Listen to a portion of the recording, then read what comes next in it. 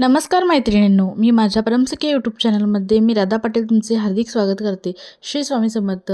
तर मी आज एक छोटीशी रेसिपी घेऊन आलेली आहे. ज्यावेळी आपल्याकडे भाजी अवेलेबल नसते, घरात भाजी नसते पण भाकरी असते, त्यावेळी ही छोटीशी इझी अँड सिंपल रेसिपी मी तुमच्यासोबत शेअर करणार आहे, जी भरपूर लोकांना माहीतसुद्धा आहे. तर काही नाही, साधं कांदा टोमॅटो बारीक बारीक चिरून घ्यायचं आहे. त्याच्यात तिखट, मीठ आणि तिळाचं तेल, म्हणजे जे आपलं असतं स्वयंपाकाच्या फोडणीसाठी वापरतो ते तेल घालायचं आहे. आणि मग मी माझे व्हिडिओ दिसते त्याप्रमाणे चमच्याच्या सहाय्याने ते हलवून घ्यायचं आहे, मिक्स करून घ्यायचं आहे.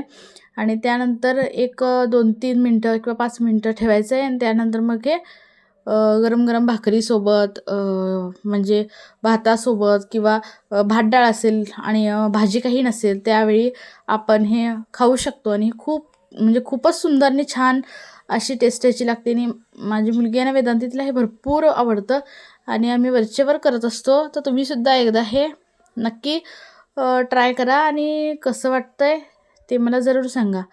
तर हे आता व्यवस्थित असं मी हलवून घेत आहे, कारण हातानं हलवलं तरी चालतं आहे, मिक्स केलं तरी चालतं आहे, पण मी आता चमच्याच्या सहाय्याने असं हलवत आहे. आणि हे बघा, आज आमच्यात भाजी नव्हती त्यामुळे भाकरी आणि